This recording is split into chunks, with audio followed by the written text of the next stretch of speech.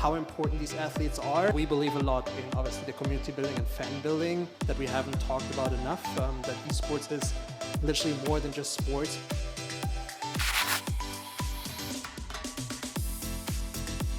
Hello WorldEsports family, we are here today with Danny from Evil Geniuses.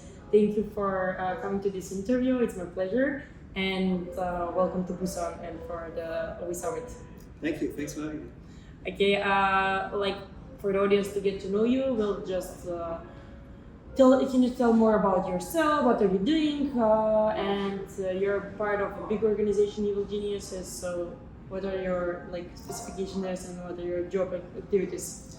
Yeah, my name is Danny Engels. I work for Evil Geniuses officially as the Director of Gaming Strategy, which includes me on high-level decision making for the gaming plan of the company, and also puts me in a unique position where I work with multiple stakeholders in the industry, so especially the league partners that we have, being part of the LCS with Riot, and now recently announced the Valorant partner program as well, but also in Counter-Strike with IESF in the past, so managing these relationships as well as bringing expertise and my experience from esports into the company as well, because beforehand I also was head of esports and G2 Esports, so obviously learned quite a bit from the European side, now bring this over to North America.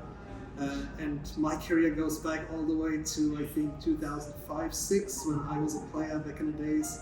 I joined SK Gaming for 5 years back then as a racing game player, so also I've seen esports grow before League of Legends and everything. So definitely soaked up a lot of experience that I hopefully bring in a good way to Evil Geniuses to make the best possible strategic decisions. Nice. You were playing racing? I didn't know that one. Yeah. I used to play racing games. Sometimes Need for Speed, sometimes other games. iRacing is pretty popular nowadays, and I also played back in the days. But you basically say everything that I was able to play with steering wheel and pedals, actual pedals, then that was my weapon of choice every single time. Yeah, because right now they have a lot of automatic, and it's not with the pedaling thing. Correct. It's different. What is easier, with the pedals or without? It also comes down to the game at the end of the day, but we always, so the true hardcore race I like as realistic as possible, because it's quite unique. I've had many colleagues in the space and teammates that actually went on to try for the real racing world at the end of the day, which is pretty impressive to see the connection between sports and esports, and I think the motorsports world has definitely shown how we can connect the worlds together. Are you watching Formula 1 and G2? Of course. I also, as part of my job in G2, was able to run the F1 esports team for Red Bull Racing. And before that, we worked together with Fernando Alonso. So I've seen the F1 world a little bit and definitely enjoyed it. And your favorite driver? It's Lewis Hamilton. It's the same. Basically, I'm really into Formula 1 and I'm Mercedes and Lewis Hamilton, so nice. So we shouldn't talk about last year's Abu Dhabi race then. Yeah, definitely last race. And this year, the start and how the everything is going, it's a little bit tricky, I can say. It's rough for them, but I don't know at the end. I think probably Max will be the champion, but deserved this year.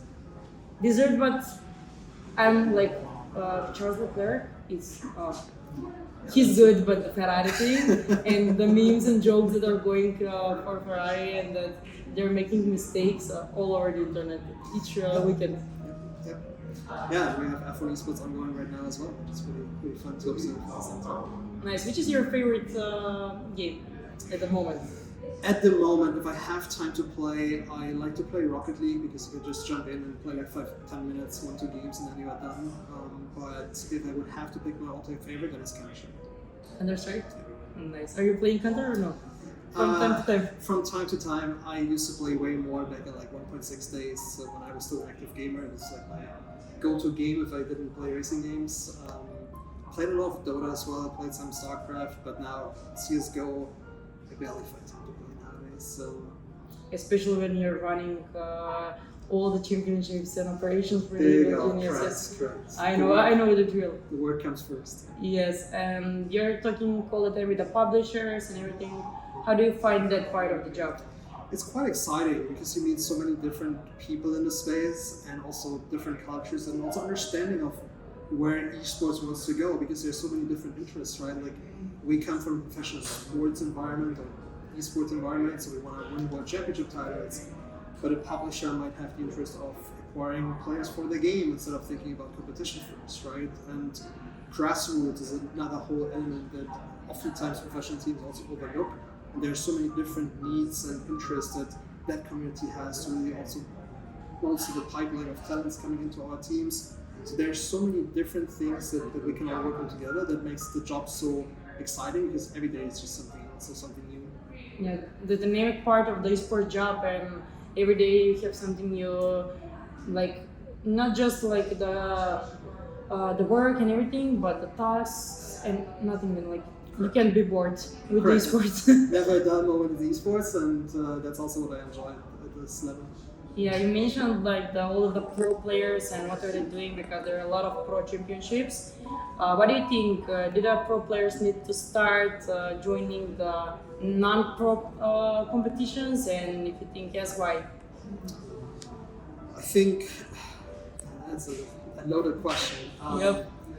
I think the love for the game is so important for the players all across the board. I mean, you've got to enjoy to play the game, but the learning across the way is also, when you become a pro player, it's turning into a job at the end of the day, right? And to reach your 100% potential, there are a lot of different things that also the org can support you with. And EG, I believe, is pretty strong with performance coaching, mental health awareness, and supportive stuff for the players.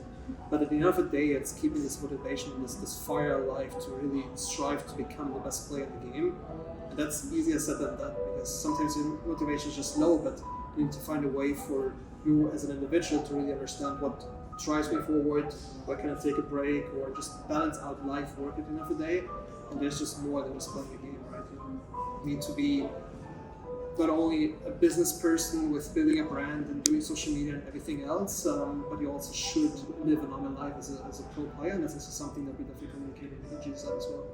Yeah, because if you're a pro player and communicate, like having championships and you're part or a lot of tournaments at the same time, and time management and everything, definitely at the end of the day it's like a job, and it's a job.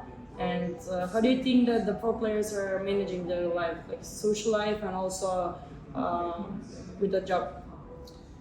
It really comes down from game to game and player to player.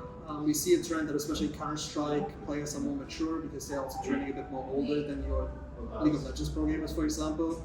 And also a bit the environment. It's really interesting to observe Counter-Strike players travel quite a bit. They need to function in that role, right? They need to travel the world and go around the world and will learn with that. Whereas in League of Legends, more often than not, you have to play as in a gaming house or in an office environment, and they play all day long and barely get to live life, right? So this is also where, depending on what game you're in, you will see different parts of the job and of the world, and that shapes you as a human being as well. Yeah, definitely.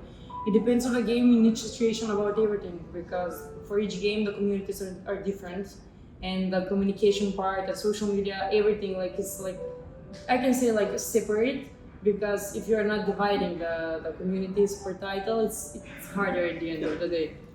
Are you doing some part of the marketing also? I definitely am involved in working together with the marketing and especially partnership department on finding the best possible decisions from a business perspective, right? So obviously winning matters the most, but at the end of the day it's a business after all, and we need to understand how to commercialize the players and how to work with the players to also help them in growing as professional athletes, but at the same time also running the business around them and affording the salaries, affording the quality standard that we give to them, and that's just a fun ride with a lot of people together, but with the ultimate target of professionalizing esports. Yeah. As you know, we're having the World Championship. Will Little Geniuses in some title participate on one of our championships? We are still exploring the option. We were unfortunately kind of late with our Counter-Strike crazy projects. People may still call it crazy with having now 20 Counter-Strike players in total, but that obviously opens up opportunities such as competing in the World Championship. But as said, we announced this I think in summer when the selection process for the national teams was a lot far advanced. So currently it looks like we're going to focus on 2023 instead, but there may be emergency situations or any doors that are still open where we're more than happy to join in for hopefully exciting event in Bali, right? Yeah, likewise, we would love Evil Geniuses to join our championship. Thank you for your time today. It was really nice talking to you, and enjoy the summit. Thank you. Thanks for having me. Thank you, everyone.